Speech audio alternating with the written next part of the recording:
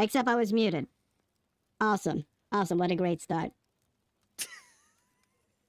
Yumi, do you want to say hi to everyone, or? Hello, everybody. This is a weird place. How did I get here? Well... Did Santa put me into some sort of magical sack? Because it smelled like balls in there. Very much. I'm sorry, but the musk-flavored Febreze I sprayed on it should have lasted a long time. Thank you very much. I see. I see. It's yeasty. It was meant to be yeasty. Oh wow, ignore that subscribe button. I forgot to edit this Yule time background, but anyway, let's get into that little spiel I talked to Yumi about. So good morning, afternoon. What? I was gonna say, loving the festive voice you got on stream. I hope so. I hope so.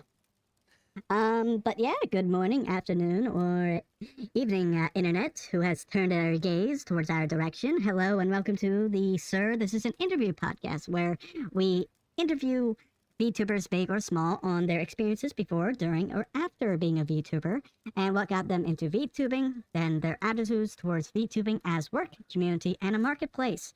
This podcast, of course, is structured within the methodologies and ethics of oral history to qualitatively record, yada yada yada, special interdisciplinary stuff. But we are always open to being everywhere with everything at once with how chaotic VTubing can be. I mean, why else would I have you here, Yumi? Good point. Yeah, good point, actually. Yeah, I you got the fire over there too, so I am not going into the fire, Yumi. We'll see about that. All right, we'll see. We'll see. As do note that we will be asking you, the viewer, to collaborate with us and ask questions during the water break section of the video, or of the stream, my apologies, and providing us either trivial or in-depth insights into the life of our fun and complex individual of the day. Also, for those VTubers that want to come on, our scheduling is still open. If you wish to share your story, send a message through the email in description below alongside our interviewee's socials, or find it on this channel's About page, and we'll work out a date and time. The only qualifications as of now are having a model, a following of around 100 on Twitch or YouTube. Exceptions liberally applied. After all, I interview VTubers big or small. And or experience in some level of content creation, whether it be streaming or prepared content. So, yeah, that mouthful is has been spat out.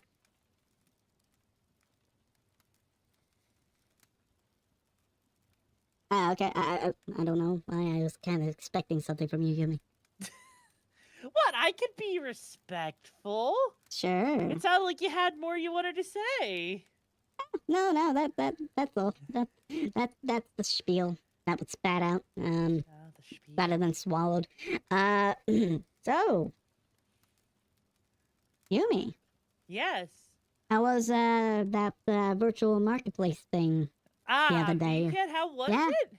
Yeah, how was it? Well, I would say that the worlds that they gave me to actually explore as being an official VK collaborator was really, they were probably the best worlds I had to see, because the other ones, not so good. Not good at all. They were literally, the other worlds, VCAT's been kind of on a decline, I think, for the past year or so with their events, because normally they have a lot of stuff to show off. There's a lot of really cool things. The worlds are actually fun to explore and visit, but this year, after the two worlds that I was given, everything was just kind of lackluster. There wasn't a whole lot of things to interact with. There wasn't like a whole lot of booths that had anything interesting. It just seemed like there was less creators there as a whole this time around advertising their stuff, and so it felt like a dying convention almost. Like it was. Would it be like better to describe it as just being smaller, or do you really think that there has been a disinterest in vendors participating in it? I think it may be that there's been a more of a disinterest in vendors participating, because it doesn't seem like, it's like they have the platform where you can like show your stuff off, but they're not exactly doing anything, as far as I can tell, to help with promotion, with advertising of this stuff. So as a result, like, you'll go there because like for example, you would think as an official collaborator, VCat would have done something to like advertise advertise me being there or something. There was no like retweet of the my going live post. There was no like they didn't show up in my stream at all. There was just no kind of like promotion there. And I'm pretty sure it may be the same thing with the vendors where they're not really getting any promotion at all from VCat, and I think people are seeing that, and so it's just kind of a dying kind of event.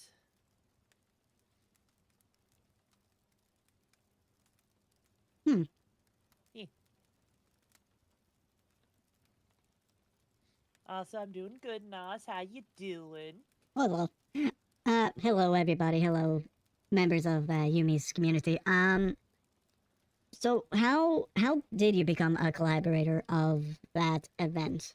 So with VCat to become a collaborator was literally they had a whole Google form that they posted on Twitter saying like, "Hey, we're looking for like people who want to be official collaborators for VCat," and well, they put you into like a whole lottery system where they basically say, "Hey, we're gonna pick you based off like a random number generator," and that's basically how people get selected. Oh. Yeah. It's kind of the same thing, I think, with how they do the whole thing with like who gets selected to be advertised too, like in the worlds. It's weird.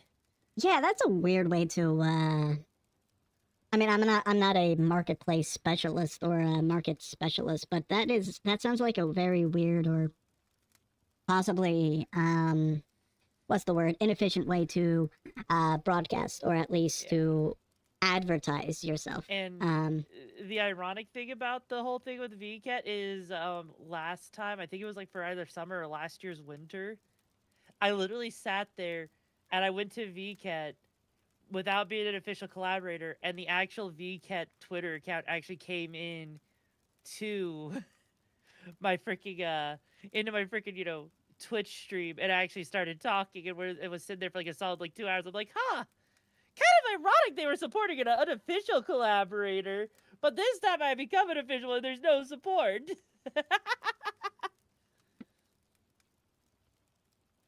So they came on your stream when you were a unofficial collaborator or a unofficial promoter of the marketplace, but never touched your the official thing. What I'm getting at is you were somewhat known, or at least you were a blip that they became aware of, but they didn't really capture or what's the word? Jump on the opportunity to properly promote their market. Yeah, the event. Well, that's a shame. Yeah, you think a little bit. Yeah. You think you'll do it again? I mean, if next time they do VCat during like summer, maybe it'll be better. I don't know. VR chat's a bit weird with that kind of stuff in the first place, with how content creation kind of comes in waves, and so it can either be very hit or miss. Mm-hmm. So it as an official collaborator, probably not. I would most likely just go into VCat if I had to as unofficial and just look at it and see if there's anything interesting. Uh-huh. Like would you do it like on stream, or would you just? I'd probably do it on stream, but like it would not have nearly the amount of focus that I gave it, like this year for winter, because the amount of focus I gave to it this year, it was clear I wasn't having fun after about 2 hours into it, and I was just trying to see and hope that it would have been good. But it ended up not being good, and so I ended up having to just like stop doing the VCat stuff altogether. Like literally the last hour of that stream. that should give you an idea of how bad it was. So ultimately, you've been promoted to customer. Yeah, basically. Yeah. So, Yumi, how about you? How about we get you to introduce yourself to the chatters or to anyone that comes across this stream or pod that doesn't know who you are, in addition to your preferred pronouns.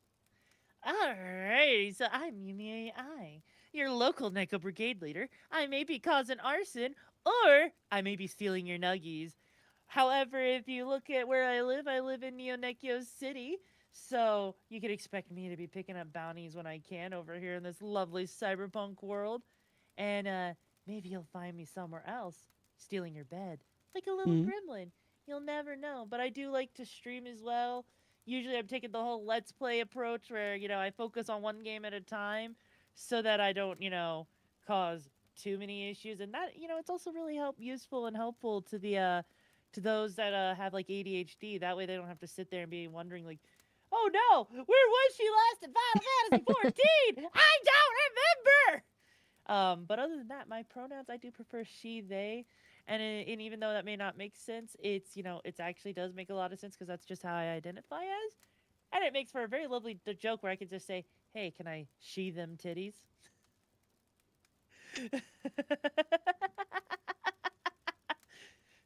I do like a good pun. I do like a good pun, but the psychic damage I don't like. Let's But see. they're so wonderful, though. How pun. Let's see. Shoe size? Shoe size. Yeah. 9.5. 9.5. 9.5. Definitely smaller than mine. Why is Yumi? Why is Yumi? Yes. Why is Yumi? That's the question.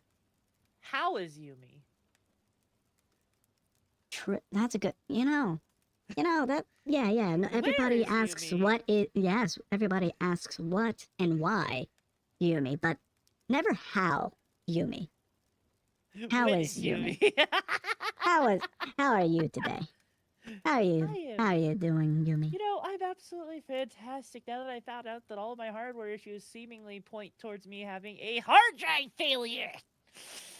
I saw that. Yeah, I saw that. I think that tweet a while ago.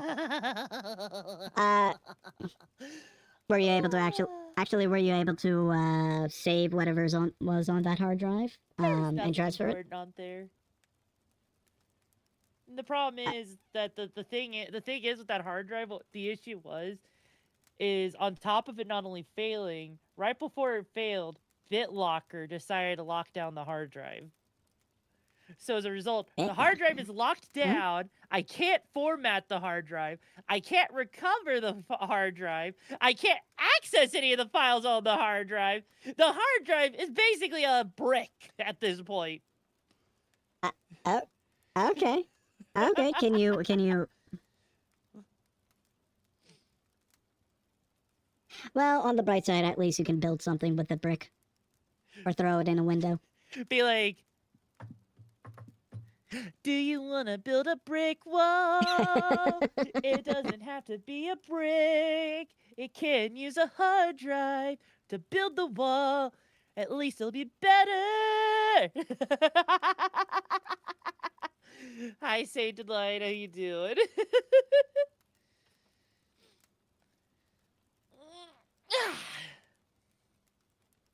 All stretched out. Oh yeah, all stretched out. All stretched out. All hydrated. All ready to go. Hydrated, that's debatable. We don't talk about hydrated or not. Okay. Do you have at least a bottle of water, something like that nearby? Yes, I do. We don't want you to be dehydrated because you see dehydration. You gotta hydrate or dehydrate, and I gotta say, dehydrating is gay. Is that what it? Is that what you are? Dehydrating is gay. Then I guess I'm gonna dehydrate. Oh.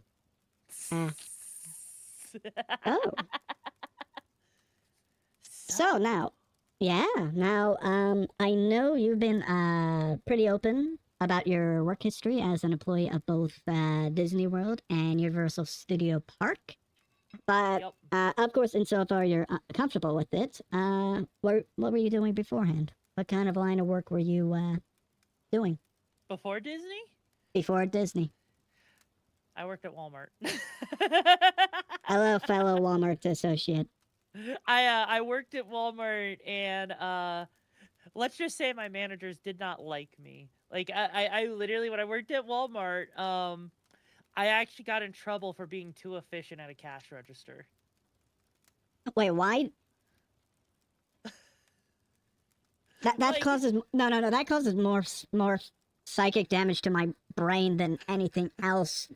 To any oh, to any sort of I so literally when I worked okay. at Walmart, at first I was in the tech department, Yeah. and then they transferred me over to being a cashier.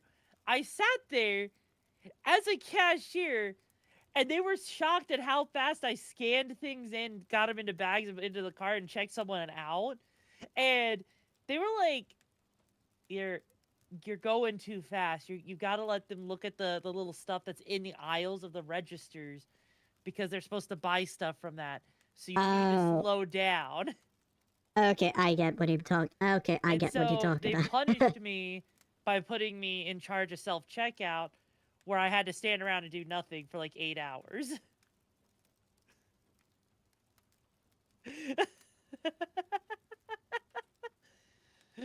It's fucking Walmart. Okay. It makes no sense. It It makes no it fucking never makes sense. it never makes sense. It never makes sense in retail.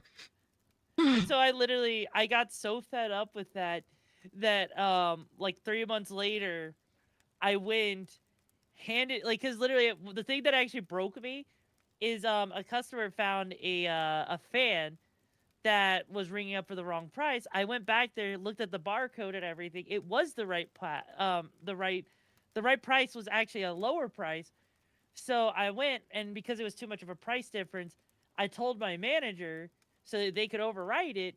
And then they literally told me that I was wrong about this and that I'm not supposed to price match, even though Walmart policy is to price match. It is, yeah. And they're like, you're not supposed to let the customer know about that. And so, literally, a couple days later, I came into Walmart and I'm like, look, I quit. And I'm like, well, we need you to write on a piece of paper saying that you're quitting. I'm like, okay, give me a piece of printer paper, and I wrote in all caps on the paper, I fucking quit. Slammed it down on the desk, gave him my freaking vest, and I just walked out. I kept the 10% discount card because it worked for like 2 months, and so I was like, you know what? Thanksgiving's here. I'm just gonna give everybody in the self checkout like a 10% off of their order because I feel nice and fucking let Walmart over. You went scorched earth right there. Yeah, that's fun. And also, I'll keep keep a mental note that the card works for another 2 months. Thank you for that. You're welcome. Uh, Yeah, it's weird. I did not expect it to work for like 2 months afterwards, but I was like, huh. Well, this is convenient. mm-hmm. I also, So, I also oh, love go the ahead. self checkout. How like you could just open up the machine without a key and just take printer rolls if you wanted to. I never knew that actually. Yeah, no, literally Wow. in self checkout where you see like the thing that looks like a keyhole that you have to twist. If you actually press on it, it actually lifts the register up. Oh, And so you can actually pull the printer paper out if you need to. It's an actual thing that they do to replace it. It's so fucking hilarious. the knowledge has been spread now, people. Free printer rolls at Walmart. Go forth, children. But yeah. Uh, huh. So, okay. Okay, my initial plan was actually to put a citation down in the description below to like your previous interview with Suris the Skeptic, on your experiences working at Disney. I'll do so. I'll do so after the stream. That's a lack of diligence on my end. So we don't really have to talk about that much on that front. But I'd like to know some when's, how's, and why, if that's okay with you. On Disney? Yeah, like when and how did you get your position at Disney? So with Disney, I initially went into it in the college program, believe it or not. Mm-hmm. which, as some people in the college program lovingly referred to it as, the slave program, the Disney slave program. Okay, okay. The best Slave labor. Okay, okay. the best way to put it is the college program. You basically have to pay if you get accepted in. You have to pay like about $500 just to be able to work at Disney as for the college program. And then on top of that, Disney has their dorms that they almost essentially require you to live in to be a part of the college program. So, and that takes up about $200 of your paycheck a week, and you're usually earning about $400 or so a week, give or take, depending on your hours. So, by default, you're actually earning $200 a week because half your paycheck goes back to Disney. And then on top of that, you're also paid less than the full-time employees and the part-time employees at Disney. Like, when I was working there, when I did the college program, I was paid $10 an hour to the full-timers, like $12 an hour. So, to give you an idea, like, you get paid less, you don't have any of the benefits that Disney gives the regular employees, and half your paycheck goes back to Disney anyways. This sounds like a company town. Yeah! Or the practices of a company town. And, and they literally, it gets so wild how bad the college program is with how little benefits you actually get. Like, and the fact that you're basically paying, and they actually go and they replace a lot of their full-time employees with college program kids because they know they can get away with paying them less because they can be considered an internship.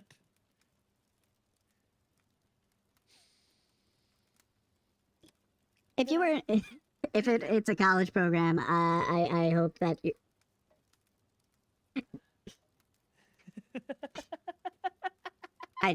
I don't know. It's just like the labor historians in me just is screaming against the entire practice, that entire practice. Okay. Did you attend any education in a university, community college during this time, or did Disney provide you with something? Oh, Disney doesn't provide you with jack and shit on that. Yeah. Okay.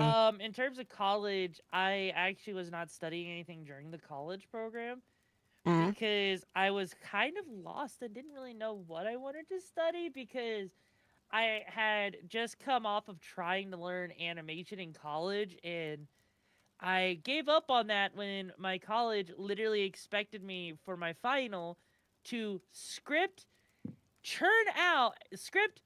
animate, and basically script, voice act, storyboard, and animate a 10-minute animation. That's all hand drawn. In 2 weeks. I remember seeing a small video or a short video about or at least a picture describing a artist literally making what you said, but in like charcoal stills. Yeah, so it was ridiculous, and I was just like, you know what, I'm not gonna sit here and take that. So I just kind of left that college for that as a result. Yeah, that's a lot of that's a lot of work.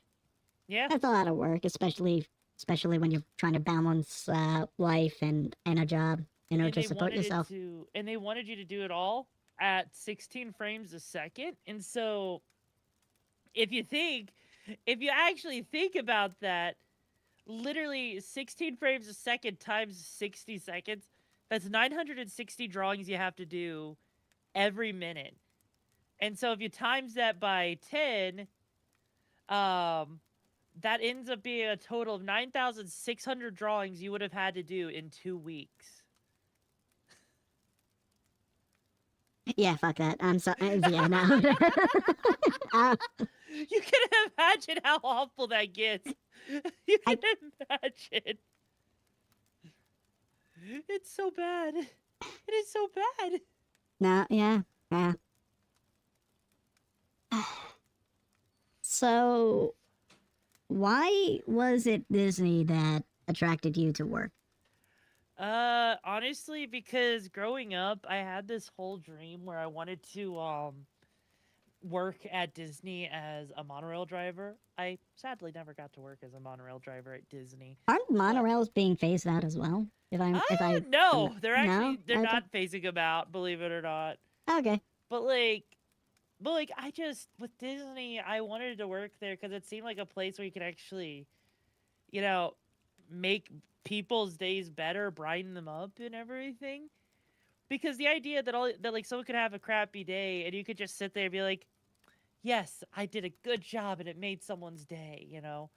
That to me just was like enough of a draw because it felt like I had the chance to actually do something like that with my talents rather than sitting there in a Walmart being like, "Hi, your total's like 23.69.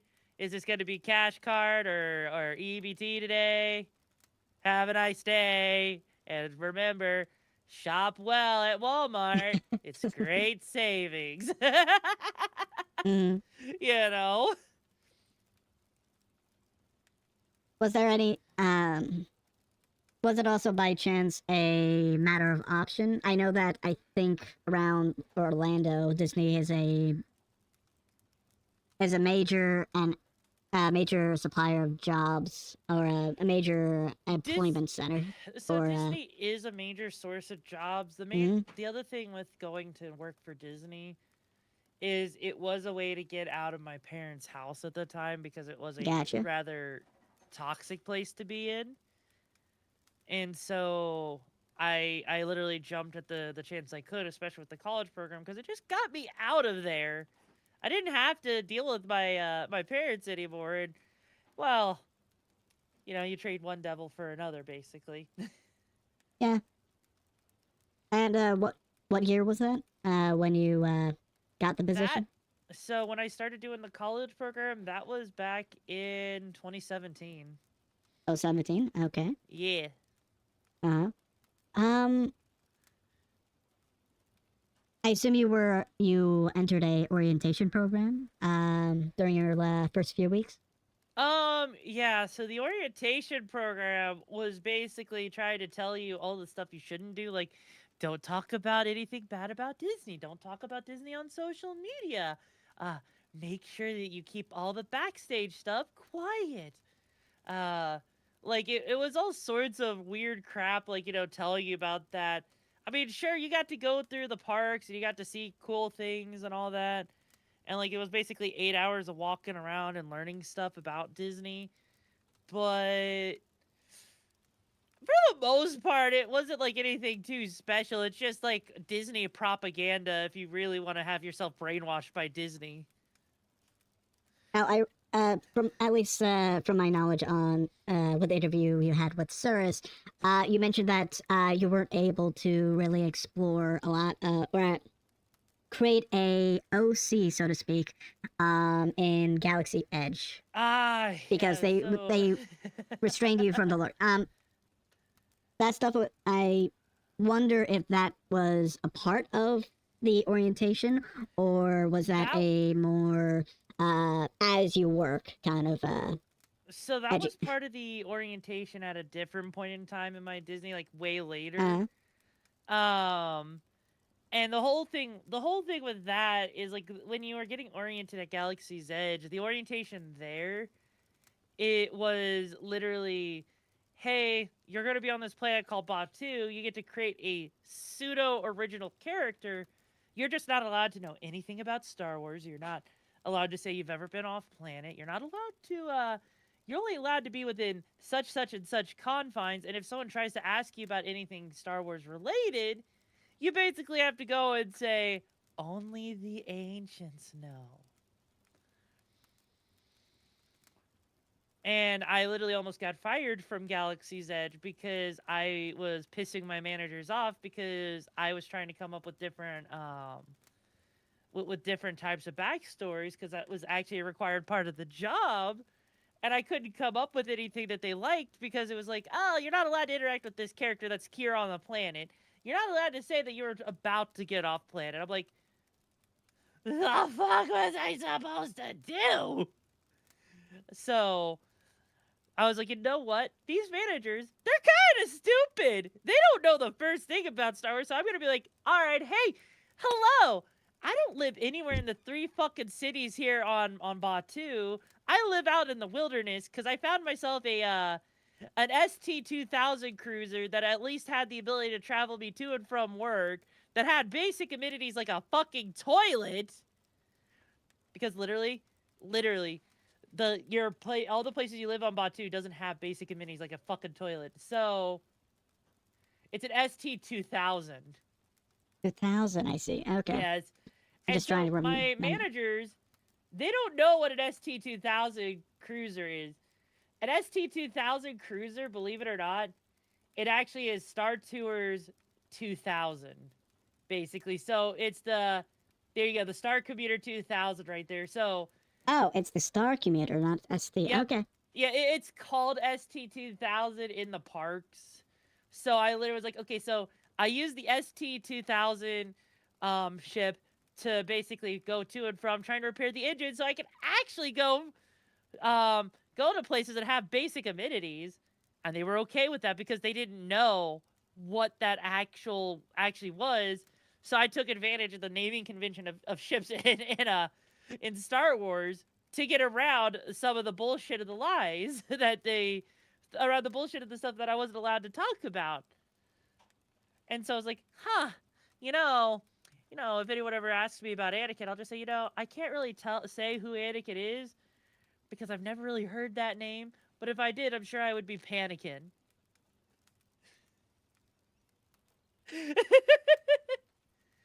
And then eventually they just got rid of that whole rule where it's like, oh, you can't talk about anything Star Wars related. Oh, I And see. because they got rid of that rule, I was like, oh, hey, now I can really be the Pundam Menace. You- Literally, my place, I actually did get called the Pundam Menace as a nickname because it's like, oh no, the Pundam Menace has come in. Everyone start panicking because she's going to give you all these jokes because she's not even going to be very forceful with it. Because if you're going to buy one thing, why didn't you just bought 2 of them? And then the 3 cities on Batu was Galma, Pika, and Surabat. I was like, oh, I'm ready for the end of my shift because then I'll be Gonma. And it's like, my favorite part of the day is telling everyone a joke. You could say it's the Pika of my day. And then for the Surabat one, I'm like, I would agree with you, but I can't agree with it. I just need a. All right, I'm back. There was one time when I was at Disney, and I literally went and I brought in a jar that had a bunch of little tiny jars in it. And people are like, why are you carrying around a jar with jars in it? I'm like, because when I shake it, Jar Jar clinks.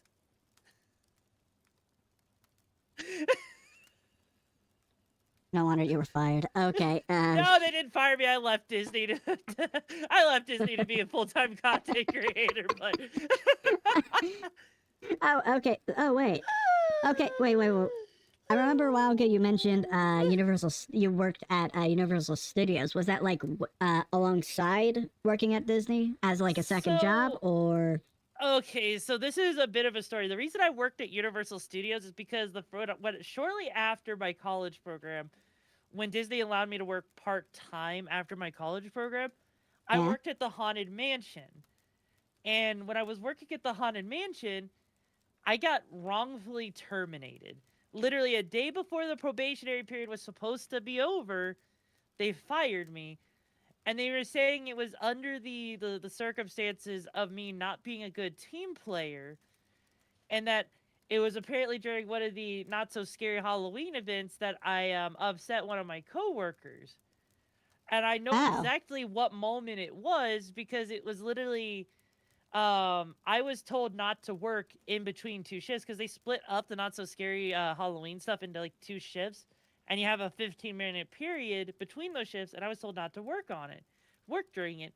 And so what I did is someone's like, hey, why aren't you going to help us set up for the parade? I'm like, no, I was told not to work in between these 15 minutes. If you guys want me to, if a shift manager, basically a coordinator, if a shift manager were to come and tell me that it's okay for me to do that, I will, but I don't want to get in trouble for doing something that goes against the way I was trained. And so I got fired for being trained wrongly. And so as a result, I decided to then go and work at Universal. And unironically, believe it or not, the area I worked at Universal was the Wizarding World. Hmm. And of course, when did you end your college program? The college program went on for 6 months for me, so it was literally I basically started the college program in January of 2018, and it ended in July of 2018. Mm. And I assume your part-time hours was standard. What was it? What is it? 20 hours or something? No, with Disney, it could be anywhere from like 8 hours up to 31 hours. It depends. Oh, I see. Yeah. Oh, so I assume your schedule was like all over the place, or was it mildly no, consistent? it was basically with Disney. The way scheduling works is you say, "Hey, what days you're available," and they will only ever schedule you on those days. So for me, I was typically only ever scheduled on Fridays and Saturdays because that's the only days they really had available for part timers at Haunted Mansion. And so, yeah. Mm-hmm. So thankfully, I didn't have to worry about that. Okay. You said Haunted. You mentioned something about Jungle Cruise and you working there. Yeah. So I was cross trained into Jungle Cruise when I was working at Haunted Mansion, because I made a lot of jokes at Haunted Mansion, which actually turned into a whole thing where Jungle Cruise literally had to write a formal apology to Haunted Mansion, because it was literally a whole letter and everything being like, I'm sorry, I don't know how one of our skippers got over there. Normally skippers don't get to escape with all their puns and all this shit, so we're making sure our skipper is trained correctly so they don't make any jokes over at Haunted Mansion. It was so fucking hilarious because it doesn't normally happen.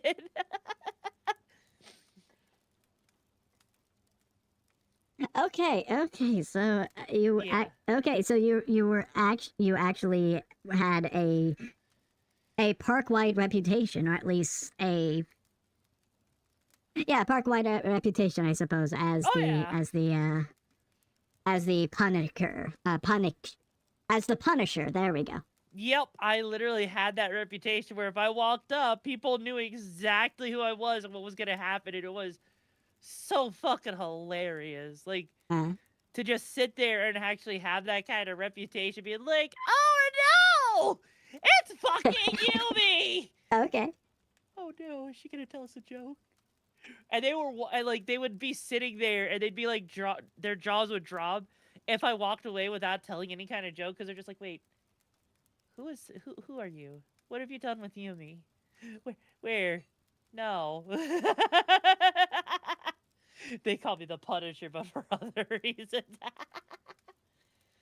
But yeah, like literally, I did have a reputation for that shit at Disney.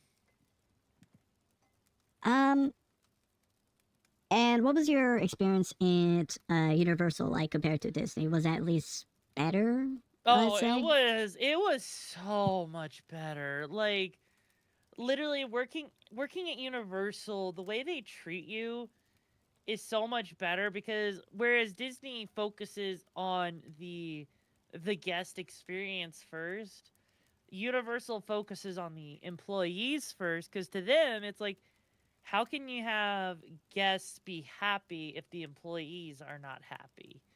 And so when I was working there, like, they even went so far out of their way where, like, instead of, like, you having to sit there and pay like $14-15 for a meal in the company cafeteria, they straight up gave you a food voucher so that you didn't have to worry about that stuff. So, like, if I wanted to get, say, like, a burger and fries and a drink, I could literally go to the cafeteria, get myself a double cheeseburger with fries and a medium-sized drink that normally would cost me, like, $15, and instead it only cost $5. And it was working there. It was nice because people actually wanted to interact with you. My managers, when I was sick, and I had to call out, when I was feeling better and I went into work, my managers were like, "Hey, Yumi, you doing okay? Is there anything we could do for you? Make sure, like, you're okay, because we were worried about you while you were sick." So the managers actually gave a fucking damn about you. They actually cared about your actual health and well-being. And like when you actually interacted with your coworkers, they actually wanted to interact with you because it's like they wanted to actually be there working. So it was an actual positive work environment. Whereas with Disney, it's just like you sit there and it's like, yeah, I'm here for the hours, but fuck everybody. I'm just gonna use you to get to the top. Whereas, drawing from. huh? Oh, go ahead. Just I was finish just up. gonna say, whereas Universal, it's just kind of like everyone works together to, work together because, there is no I in team. Mm. Now I remember during your last interview that there was a level of nepotism when it comes down to Disney's managers and Yeah. employees. I'm wondering if that was reflected also in Universal, or was it just completely was not. different? With Universal, they actually recognized you for like your actual work that you did, and there wasn't any like focus on, oh well, you fucked up, so therefore, such and such. No, like with Universal, it was very much, if I actually, did a good job, I was recognized for it, regardless of my relationship with other employees or other, like, with managers. So it was definitely nice to know that, like, if you didn't do your job, you would not be recognized for it. Because, well, Universal actually does make sure to pay attention, like, if someone's doing a good job or not. Hmm. Were you able? Did you ever get a opportunity to get like promoted, or was there some sort of pay raise at some point? Honestly, before when I was working at Universal before I left to go to Galaxy's Edge, I was about to get an opportunity to actually work in Universal's IT department because one of the IT people came by the Wizarding World, and I was just talking with them, and they were shocked to know how much I knew, and they're like, "What are you doing here, working as a cashier? You should be over here in the IT department." And they put in a good word for me, and I was gonna do a whole interview, but then I was like, "Oh, but Star Wars." Okay. Yeah, so I was gonna have like I literally gave up the option to have like a $60,000 job a year at Universal in IT for a $15 an hour job at Disney in fucking Galaxy's Edge. You were Wookieed away. Yeah. Hmm. Yeah.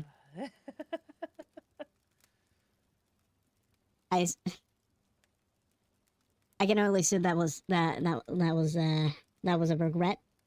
It was because I did genuinely like working at Universal more than Disney, and I thought that maybe working in a different spot in Disney would have been better, because with Disney, it definitely is, you got to find the right spot to work in, because it's not all that it's cracked up to be, because like you could literally just get the wrong area and Disney's a miserable experience, or you can get like the best area in your entire life and Disney's a fantastic place that you never want to leave. And I was hoping that Galaxy's Edge, that Star Wars would have been that for me, but it wasn't. And so as a result, I ended up sitting there with it being rather, disappointing. And I regretted every moment that I left Universal, because with Universal, at least my hours were consistent. I was okay with the hours I was working. I enjoyed my work environment. I enjoyed the food. I enjoyed the literally going into the park. I went into Universal more than I've ever gone into Disney in my entire life, because Universal was just so much more fun than anything I could do at Disney. Because like at Universal, the one thing I loved about it was after work I could just go to the park And it was like, oh, hey, Universal has a bunch of single rider lines. So let me just go. And instead of waiting through, like, a 30-minute line, here's a 5-minute line. Mm. Versus Disney, it's just one line. You're sitting there waiting for, like, upwards of 80 minutes just to ride a single ride. I'm like, no. Would you say Universal was more like a grounded work environment compared Oh, to Disney being a superficial one? oh, absolutely. Like with Universal, it was like literally if you wanted to be cross trained somewhere, they would make it happen. If like if you're recognized for your work ethic, something would happen. Like you were not judged by on your friendships with anybody.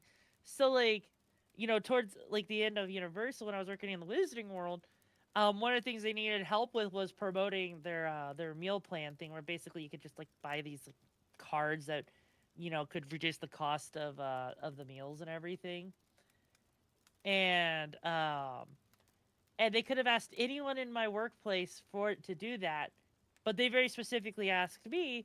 So I actually got to go up to the front of the park, and I actually got to help out with promoting that stuff.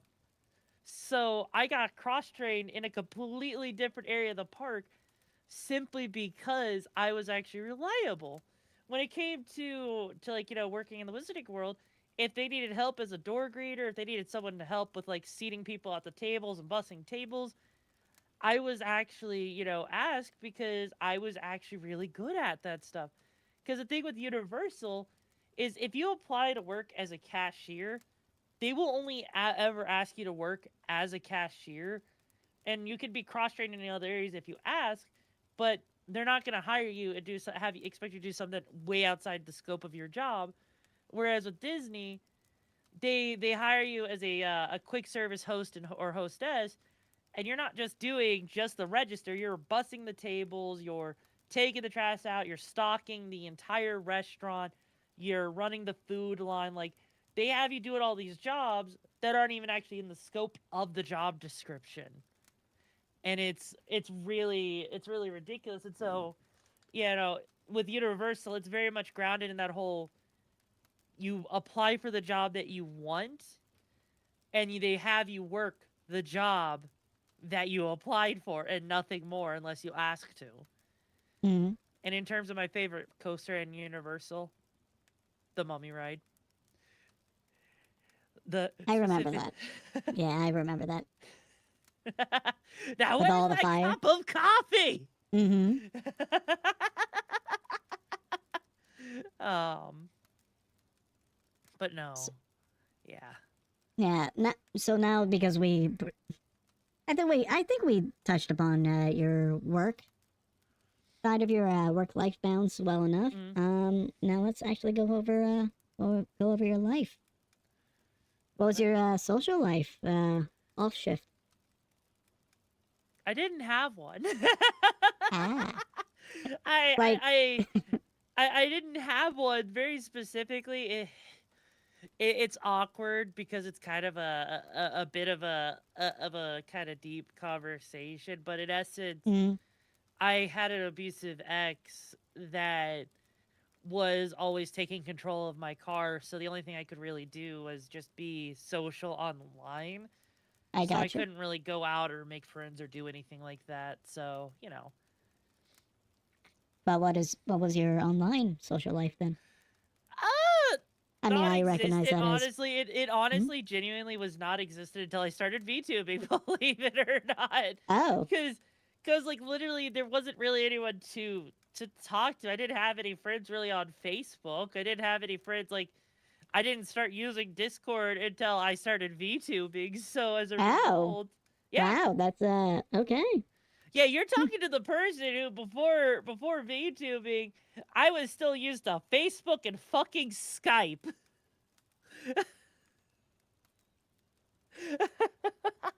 You I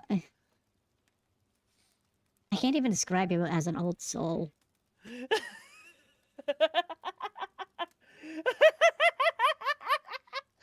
Like I had Like, just made a Twitter account like 6 months before well no not 6 months. I made I did make a Twitter account back in 2017, but I didn't start using it until like 6 months before freaking before I freaking started VTubing. Uh-huh. So to me, I barely even touched Twitter. I was just like, huh, I don't know what to do with Twitter. So you What would about... go ahead. Oh, Go you ahead. would just Sorry. literally like before VTubing, I would basically just sit there. I would play video games. I would go to watch stuff on YouTube or Netflix or something. If I had to talk with someone, it was usually on Facebook or freaking Skype. There was nothing else. Like I literally no lifed it with Genshin back before I started streaming. Wait, you started off with Genshin? No, Or you before were a Genshin girl? I was a Genshin girl before I started streaming, so I would just sit there and I was playing Genshin for like days on end. Or Final Fantasy 14. So Any other hobbies? I know that you're into Um, Gunpla now, but were you into a Gunpla before? back then I was into Gunpla. I was also into card games back then, which was a lot of Magic the fun. Gathering? Uh Card Fight Vanguard actually. Okay, never heard of that one. Um So I heard you like to play a game where you do a lot of bullshit in the game, and it can have a lot of imbalanced issues. But it was a lot of fun. It was actually a lot of fun. My favorite deck in that was a clan called Aqua Force.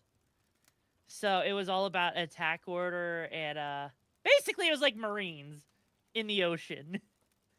Oh, I see. And if it wasn't that, it was Bermuda Triangle, which was anime mermaid waifus with big old titties. Bermuda Triangle card game. I'll keep that in mind. Uh, yeah. Yeah. I wonder how. Nah, we'll go over that. We'll go over that. Now, drawing from our DMs, i.e. a leak, DM leak. You described yourself as a VR chat tuber, and remind me, when do you start off in VR chat? So when I first started streaming, one of the things I did is one of my days would actually be dedicated to VR chat, believe it or not. And so for me, it was just like, I just thought VR was a really cool concept, especially with like if you have a 3D model. And so that's just kind of how they started.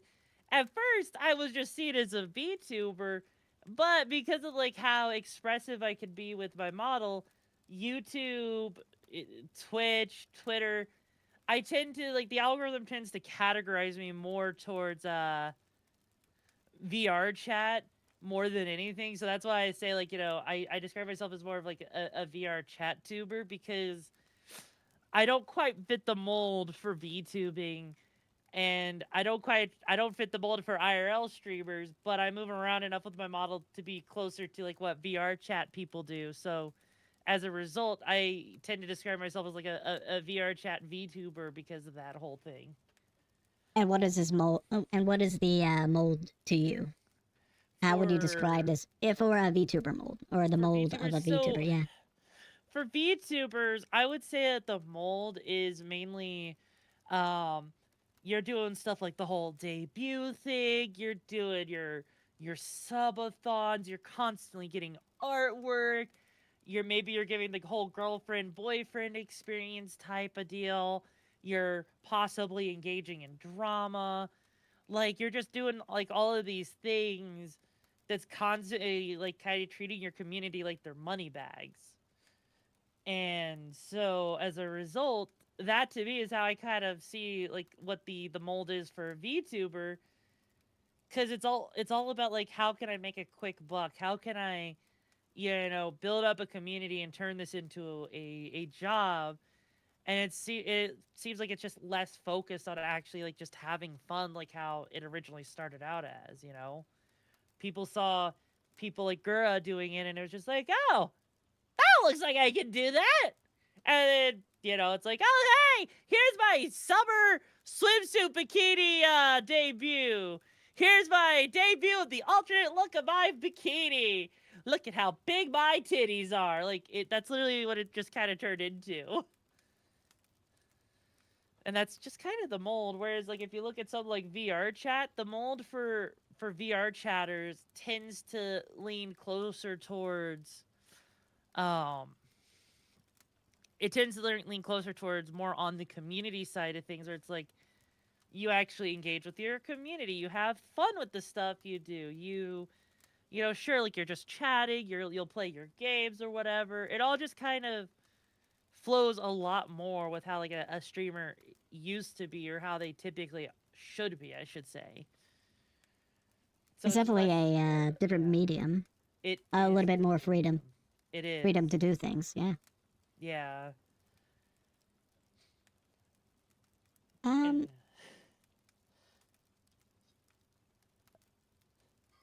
I will say it is kind of funny because my very first stream was actually not VR related, believe it or not. My very first stream, and this will probably shock everybody that's in my community, was a League of Legends.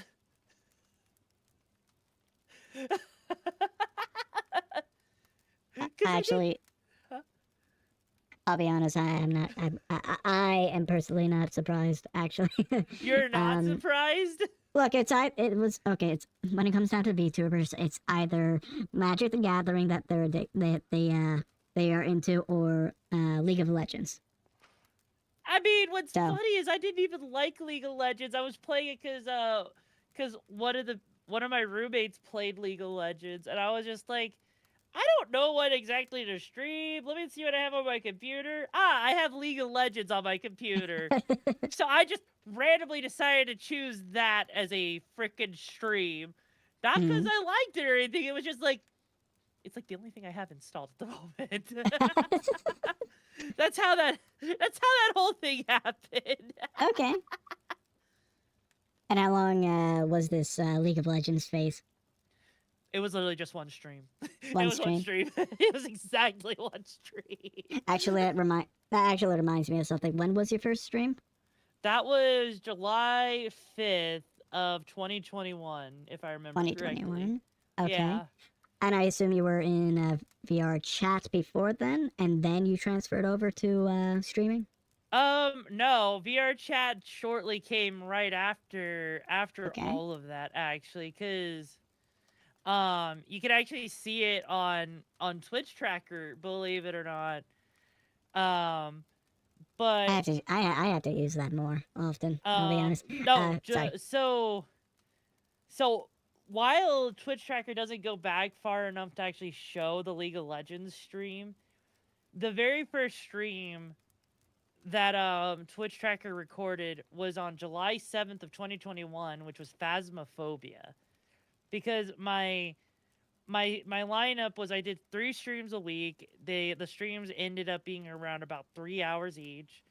And I was typically doing 3 different games: Phasmophobia, 100% Orange Juice, and VR Chat.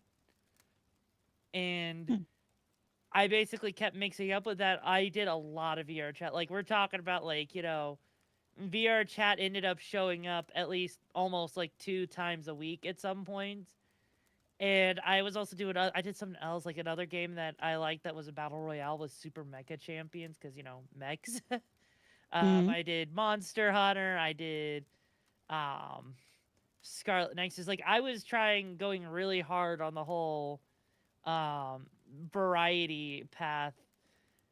And it was honestly a lot of fun when I first started out, actually.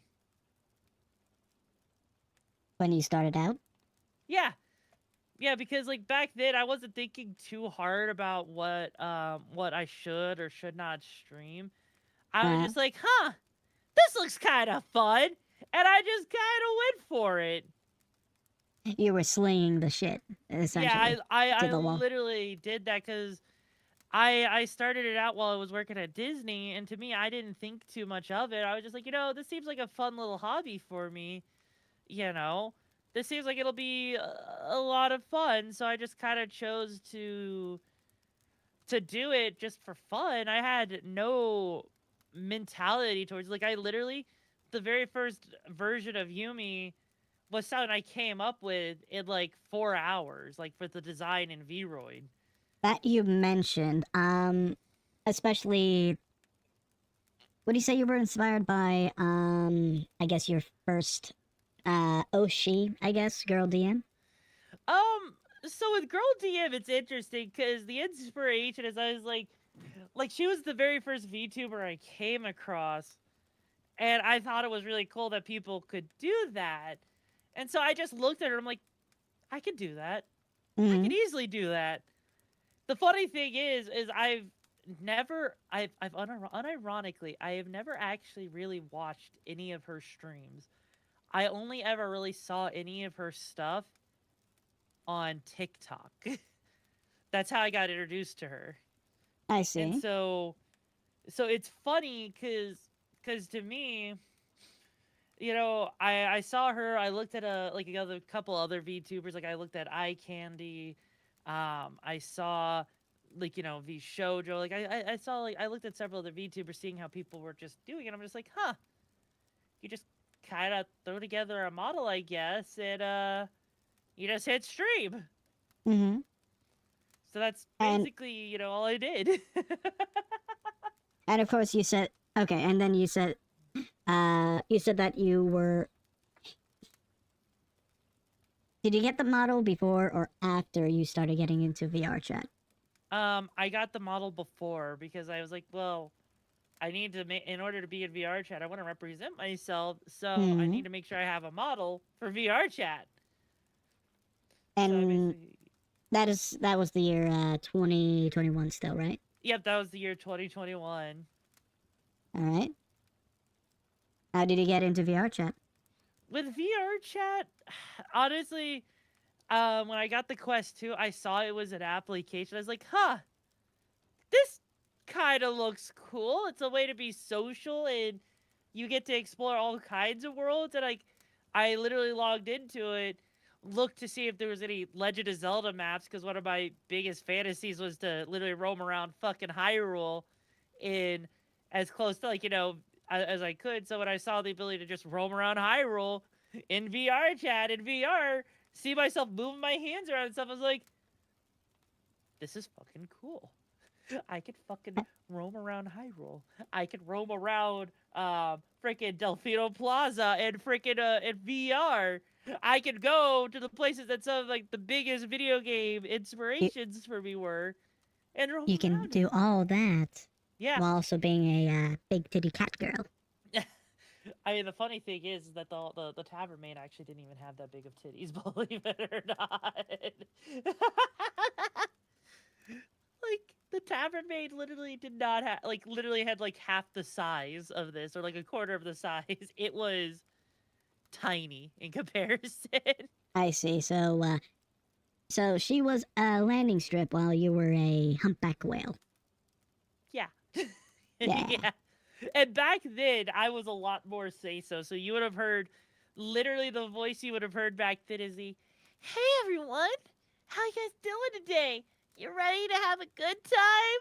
Because I'm ready to have fun with you guys. And today we're playing Phasmophobia. Yumi, Yeah." Yumi, I watched your old stuff in preparation of this. I thank you very much for the demonstration, though, because the chat may not know. Um, but how did you treat the space pretty much initially, and how did that like transform as you continue playing in the medium? The VR space in Yes, the particular. VR chat. Yeah, yeah. I treated it a lot like how I treat it nowadays, where it's like there's an entire world out there, an entire place of imagination to explore, and I want to see it all. So literally, back then, I had a group of a couple of people that I had met very early on in VTubing, and I was just like, you know what? Let's all explore this stuff in and see what VR chat has to offer. That's literally what I would do, and even now, instead of just being like a couple of friends, I bring my community with me into VR chat, those that want to do it, and we just explore the worlds that I find interesting, that look kind of cool, and we just literally go around and see what has to offer, you know? Yeah, yeah. Yeah. How did it contrast to other, I guess, mediums of online social interaction, games included? Like, Like, how did it compare? How did it contrast? to me, I liked it a lot because it was a way to feel like you were talking with people like face to face like you would in real life, because there's a sort of disconnect when you're just talking in a messenger, whether it's on Twitter, Facebook, Discord, whatever.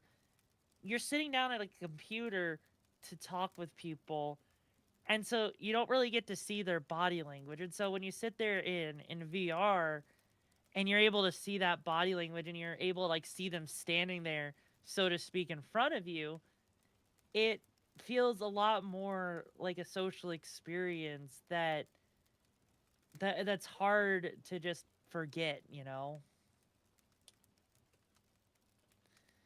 And it feels, to me, VR chat feels a lot better when it comes to a social media platform, because you get that whole experience of actually being able to interact with other people in an almost physical sense, basically. Mm-hmm. And of course, you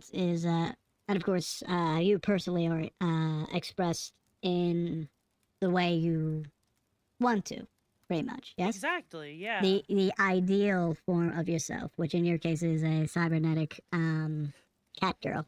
Yeah, the but yeah, personality is what people get to experience one way or another in real of life. course, For of streaming, course. but you know. But yeah. Were there any looks you were aiming for with the first model? So it's funny with the first model, I didn't know what exactly I was going for, because there's two versions of the Tabernacle. The very first version actually had a cybernetic model, a cyber jacket, basically. And I was like, huh, I like how this looks, but this doesn't look very taverny. So I was like, I literally went and made a whole ass tavern dress for Yumi to fit more within the theming, but the whole cyberpunk thing was already kind of an idea there even in the beginning. And I just tried to stick with the whole tavern Yumi thing, but there wasn't too much to thought about the design or how it looked or anything. It was just kind of like, it was just kind of there, in all honesty. It was just like, I'm just gonna slap some together in 4 hours. I actually kind of like how this looks, and that was it. Yeah, no, that at least was my first experience playing around with like Vroid. Um, back in I think it was 2020 when like VR chat was taking off. Mm. I'm just trying to remember. But yeah, I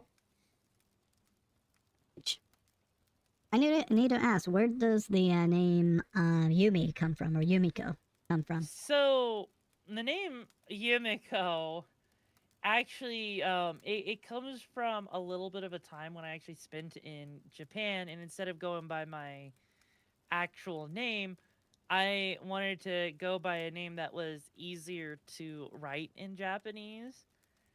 And so I sat there and I just thought, what could I go with? And I ended up coming up with the name Yumiko Tokunaga.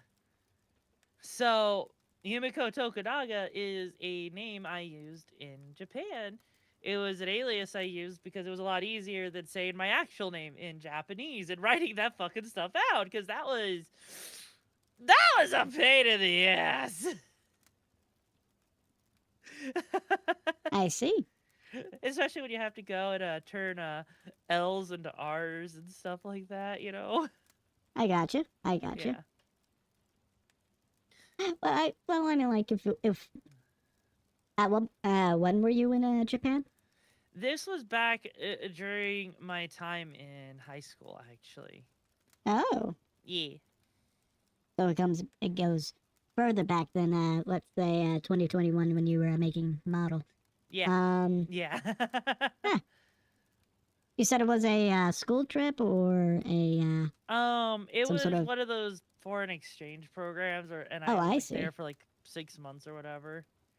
So you know, No. yeah, Mm-hmm. I wanted to be cultured. I want to be where the people are. I want to see the culture, the history. That was literally me in a nutshell back then, because I was like, no, I get told all the time I'm terrible. I make it a terrible American, and I'd probably be better off in some other country. So let me go explore. Literally, I'm not even joking. That was actually one of the ways people actually bullied me, was telling me I was I just did not make a good American because I wasn't like, super individualistic. I wasn't super on this whole greed train or anything like that. I was like actually caring to give two shits about people. So, You're anti-American if you care about people. Sheesh. yeah, yeah. Yeah. Uh, Yeah, that was a thing.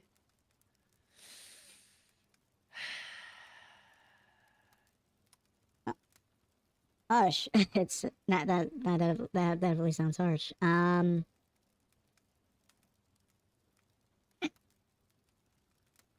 Throughout this interview, I've been noticing you really drawing on the music of at least Disney. I assume Disney was a very big part of your life.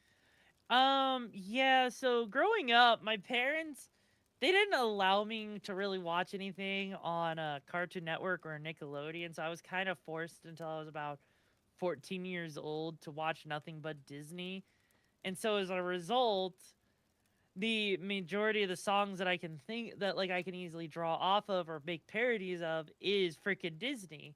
And a part of that might be because of my musical theater background and how easy it is to, sing like with musical theater versus like other things like with rock. Like I could do rock, I could do pop to some extent, but it's a little bit more difficult because I'm more used to the more musical theater Mm-hmm. approach with singing.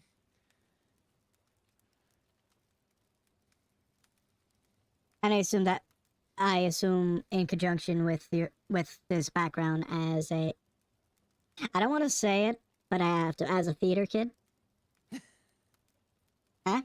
Yay or Yeah. nay on that descriptor, or at No, least that umbrella. you're not Okay. wrong on Okay. that. Okay.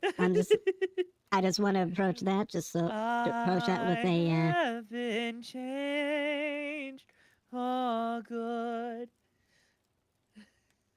and I definitely okay. So I definitely assume that definitely fueled your desire to besides that of animation, but, Mm. interest in film, cinema, or in cinematography. Yeah, basically, because of that, it did fuel the interest, like the theater stuff, my interest in anime and movies, cinematography, all of that shit. That was all shit that I genuinely enjoyed, and that kind of fueled me to go into this because I'm like, this is a good place to be creative. This is a good place where I can fully express myself in the best way possible with as creatively as possible. And so it just was, to be VTubing was like literally a perfect place where I could do that. Be an anime waifu. Get to, get to be expressive as an anime character because holy fuck, I move like that in real life. Mm-hmm. And with especially in the realm of your your VR chat focused content, you definitely are utilizing how do I say, utilizing that passion to make this content. Yeah. What kind of tools and film techniques do you use? So if it comes down to the VR skit, like the skit videos that you see me Mm-hmm. doing a lot of, I actually have to go from the whole process of like actually writing out a script to so much as actually setting up the camera angle. So it's literally like going through film production. So if you know how film production can be, um the actual, like, there's the multiple takes, there's the multiple camera shots, so you got like your A rolls, your B rolls, you you have like your different set pieces, so you got your scouting of locations. um if I need to with the model, set up any kind of expressions that I need to use in VR chat. It all turns into this whole process of filming, acting, scripting, recording, editing, and producing. Like, even so much to the point where I have to like set up like the aperture of the camera for, like, if I want the background to be blurred so it's easier to separate you myself from the background. If I need to like green screen stuff to have people walking around in the background, I do that. It's like, it's a whole ass process that's literally like film production that goes beyond, I would argue, what most VTubers would even consider, because it's a whole different line of production. Mm-hmm. They're using virtual, how do I say, virtual cameras and how do I say, digital tools in order Yeah. to churn is not the right word. I would like to ascribe to it. To uh synthesize, pretty much. Basically, yeah. Yeah. In regards to at least like film techniques, are there any how do I say,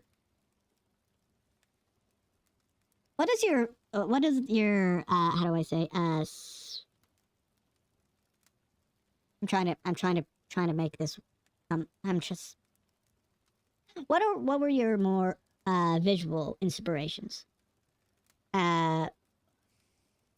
I suppose would be the best way to describe it, or Visual inspirations for the way you create these skits, or how you film these skits. So there isn't exactly any kind of inspiration.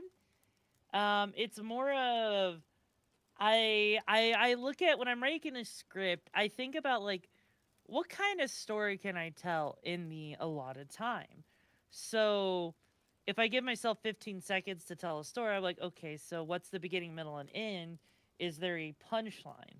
If there is, I then think about like, what kind of, like, because with film, there's a lot of film techniques, like with camera angles. Like, do I need a pan shot? Do I need a zoom in on the face? Um do I need Need a a Dutch Dutch angle? angle? Stuff like that. Yeah.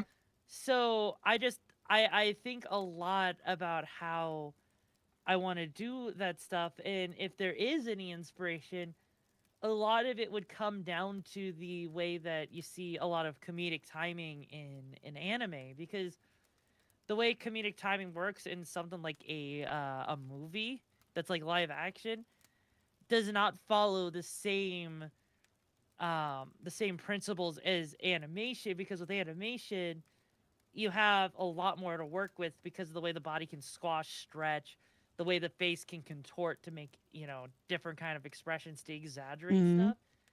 And so if I look at something like the comedic timing of like Lucky Star or Nishijo, a lot of like, comedic slice of life animes, you can actually look at that stuff and be like, okay, here's how like they set up the joke. This is how they get to the to the beginning of it, and this is how we get to the punchline and all that.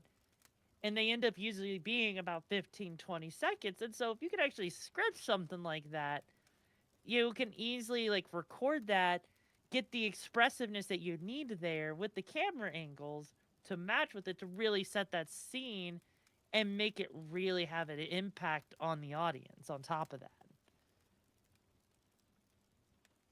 Hmm. Yeet. I see what you're talking about. Yeah. Um,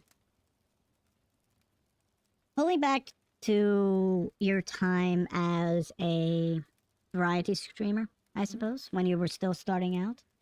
How often were you? accidentally hit my arm. Yeah. Uh, how? Oh, I hit it again. There. How often were you encountering any some form of burnout? Considering were Honestly, also having a day job while doing it.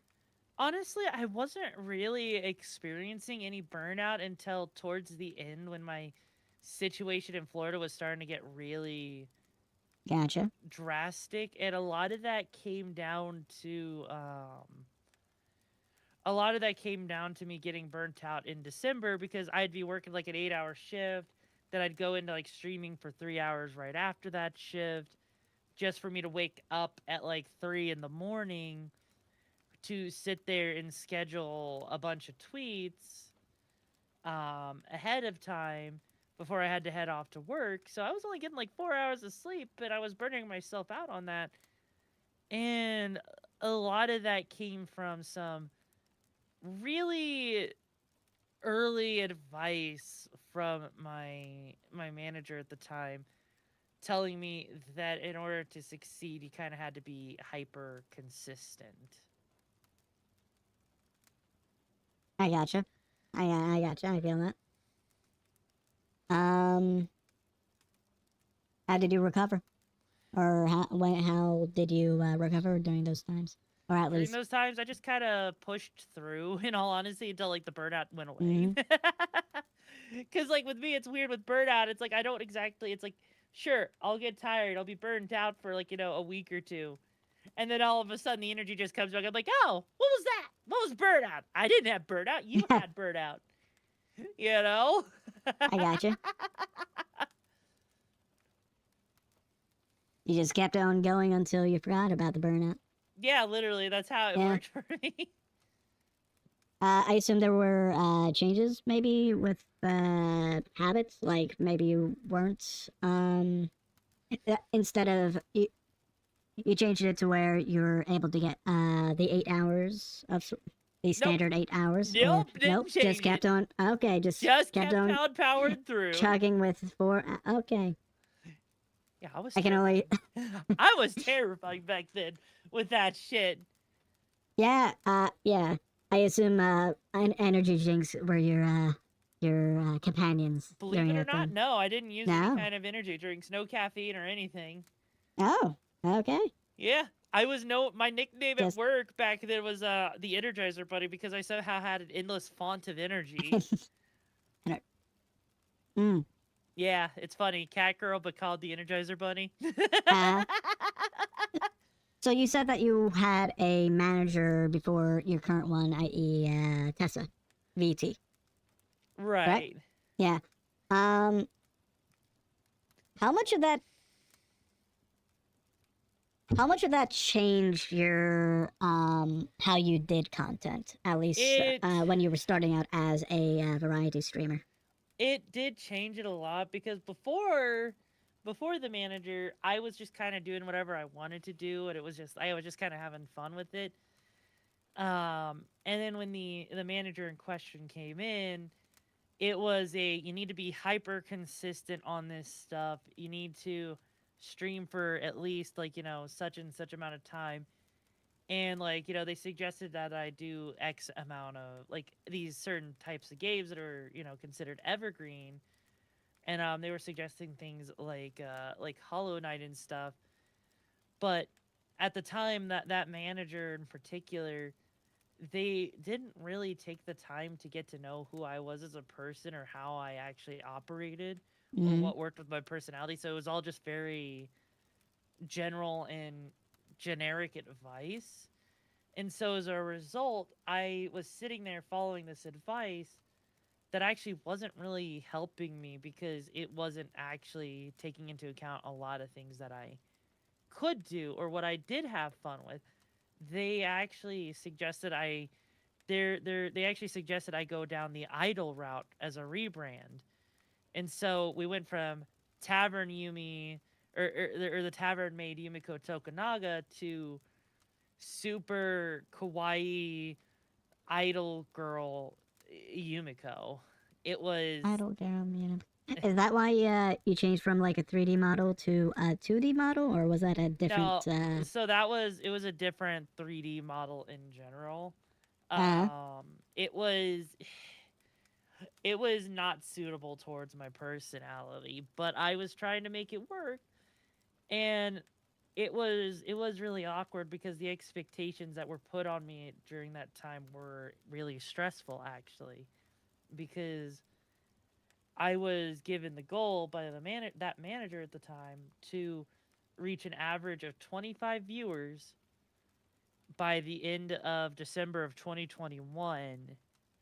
And I was supposed to try and pull off this whole thing like with the debut, do like have a original song recording, all of this stuff, uh, and they were saying that they were going to help me find the resources for this stuff, and I was left to my own devices basically on all of that, and I didn't have any help with getting any of that set up. So there was never really a debut. oh, There was no original song done. I basically just started using the idol model on my own without any kind of okay, special so they, attention. okay, so they, okay, so not only were they like, would inconsiderate be a good way to describe it, or? Yeah, that would be a pretty good way to describe how Mm, like that manager was, all right. because that particular manager made it really difficult to actually be myself or really go anywhere with the content creation, and they ended up stopping working with me because I ended up telling them to fuck off and decided to do my own thing, which is where the Mm, punk rock version of Yumi came around. I see. Yeah. Okay.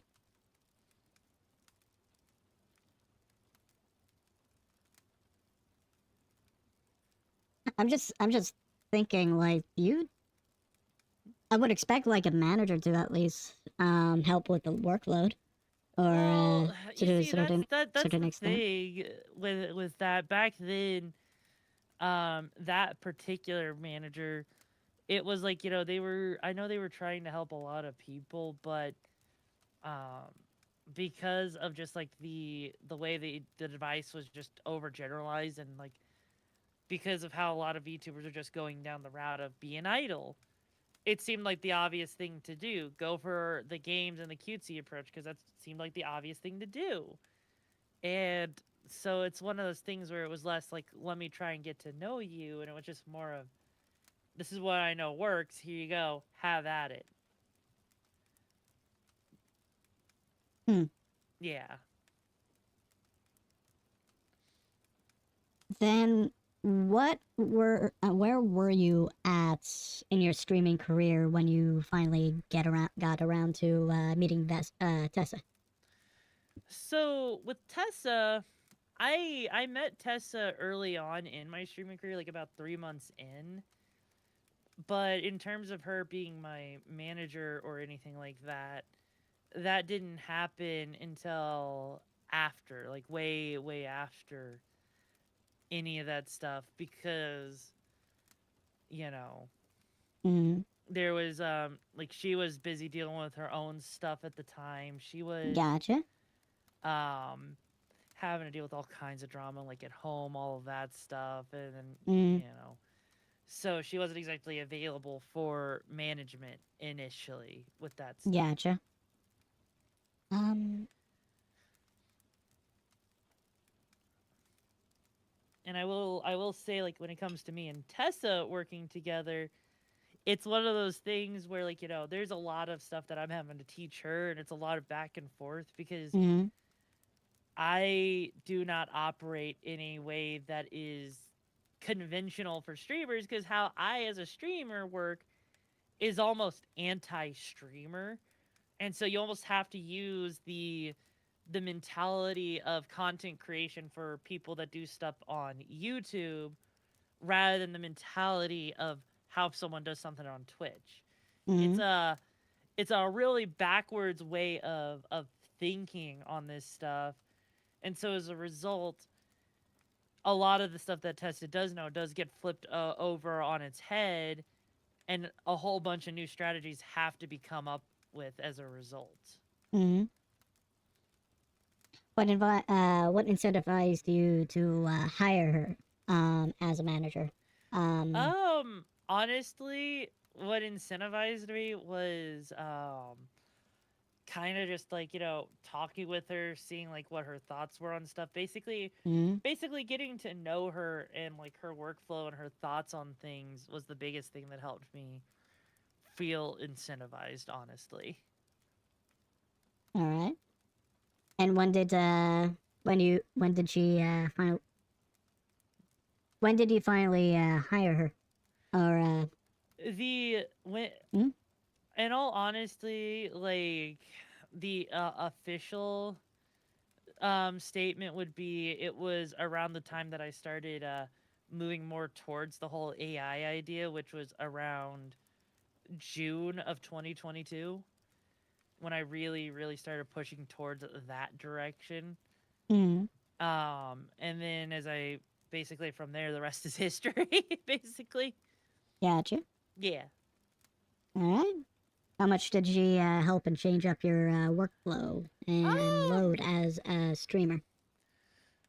in terms of workflow, it's been a bit weird because we've been trying a lot of things. Like back then, the initial idea was to have split streams where like I would do like, 2.5 hours of like whatever game I wanted to play at the time, and then I would have about 2.5 hours of VR chat. Since I was really, really enjoying VR chat. And so as a result, it was a whole ass thing where I was doing 5 streams a week with with me just doing like a whole ass thing like where I was like focusing on like 2 or 3 games at a time with VR chat ending it off as like a just chatting segment. And then when that wasn't really working, then we even shifted the strategy into a thing that she was seeing was working for a lot of her other clients, which was to do have like about 15-30 minutes of just chatting, then go into the game and then end with like 15-30 minutes of just chatting. And then that did work, so like it just became a whole ass different workflow. And I mean, like right now we're working on like trying to figure out a better workflow Mm-hmm.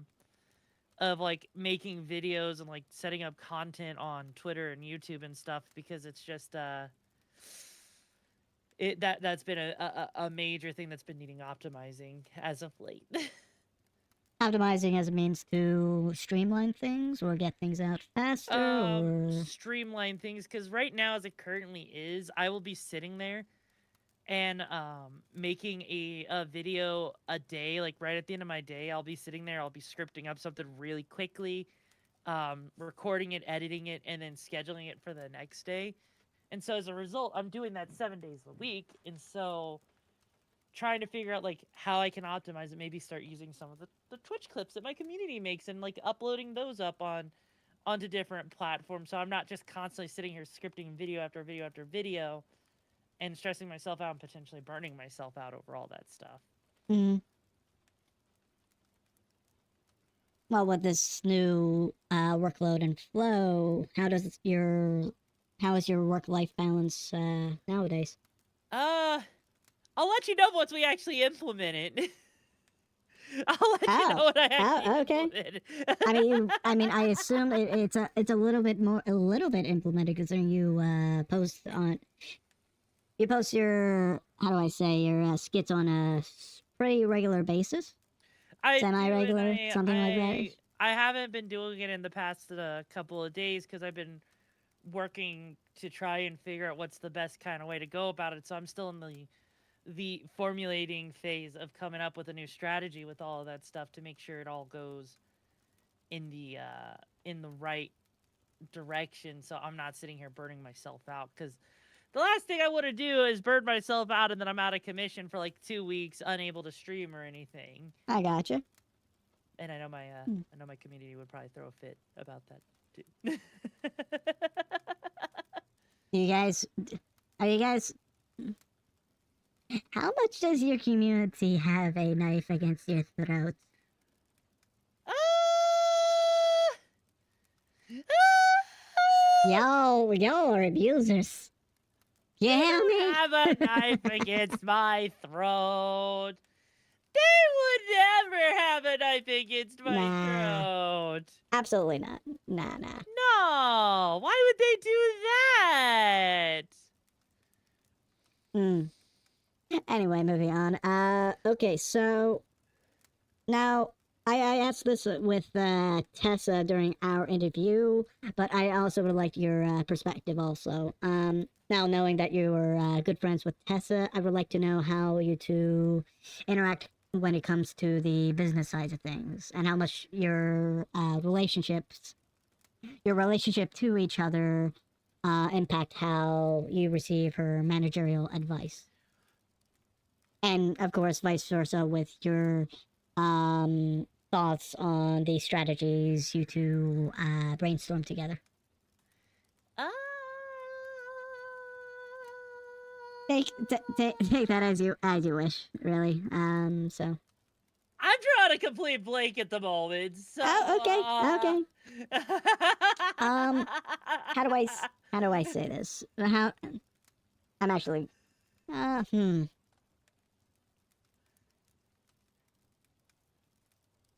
I guess the way to better relay it would be probably just to simplify it more. So my apologies on my end for overcomplicating it. But how much does how much do your relationship to each other impact how you two communicate when it comes down to business? Or when it comes down to the strategies that you come up with. I hope that makes I much. mean, it makes sense. I'm not exactly sure how to answer that question in all honesty, because if you don't have an answer, then I really don't have an answer in all honesty with that one.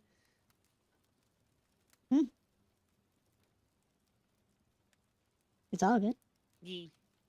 Now, okay, and then we're going to go on to another big question, I suppose.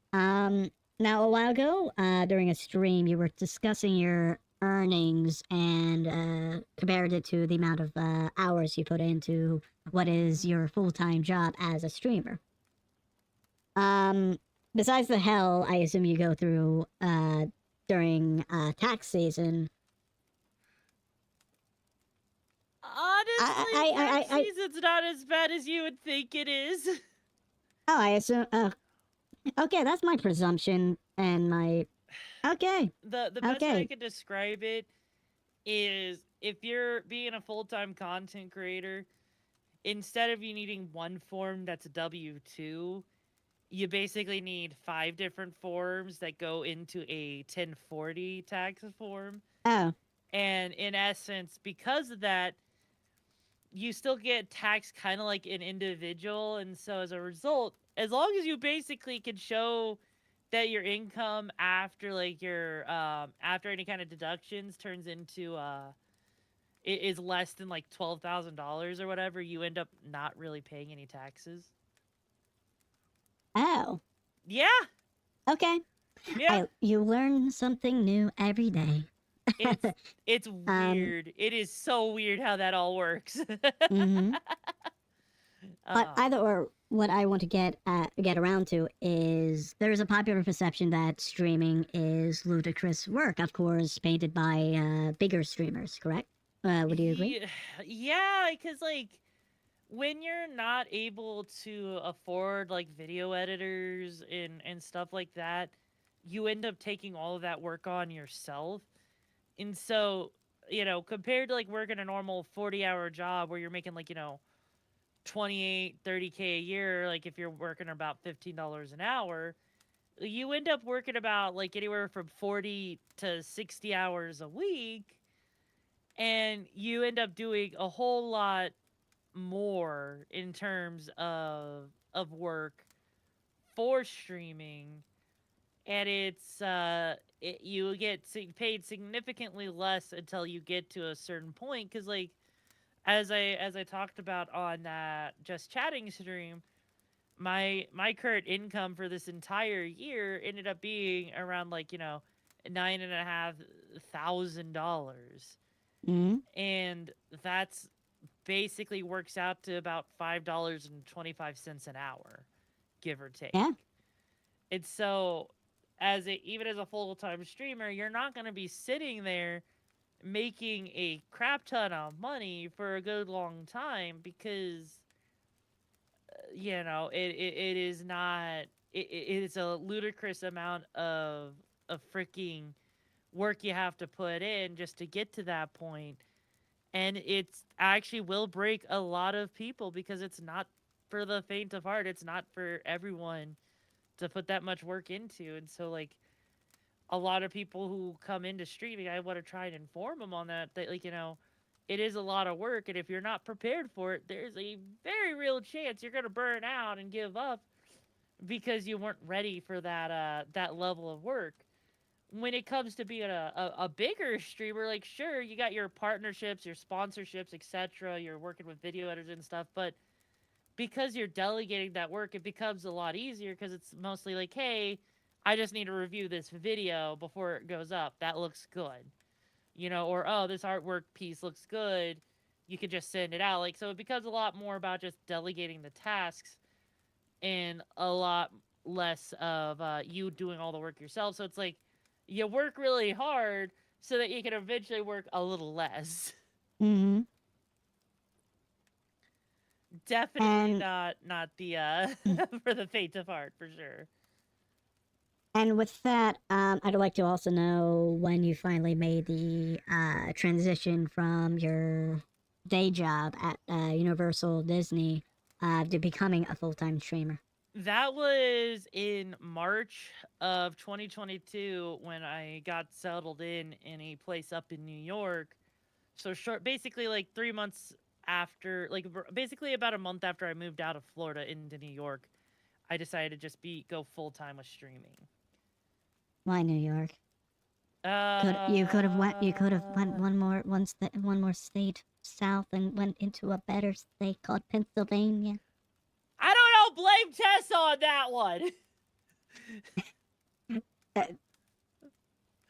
State rivalries aside, how did it feel once you made that transition? Honestly, it was scary as hell because I was worried about being able to pay my own bills because the security of a full time job where you just go into work, you work your hours, and then you get paid for it, and knowing you're gonna have pay, it was definitely scary, and it's a fear that never quite goes away because you never know, like when the support is gonna stop or when or like if you offend the wrong person or something. So like it is a thing where you're constantly having to change and evolve and think about that stuff. So it was definitely scary for the first few months, and then it was definitely something that over time it got a lot easier. And I started to get more confident in it. Was it solely confidence that made it easier, or was it? Yeah, no, it was the confidence that made it a lot easier because, like, once I started seeing that I could actually, make sure my bills were handled, I started to feel a lot more confident in my ability to do this full time. I felt a lot more confident and secure knowing I wasn't going to have to worry about if the next month I wouldn't have enough to take care of my bills, Mm-hmm. And so as a result, it went from being anxious about it to, okay, I got this. I can do this. So, yeah. I gotcha. Yeah. And where were you in life when you made that choice? I had just moved up to New York after being kicked out of my being okay. kicked out of the Florida.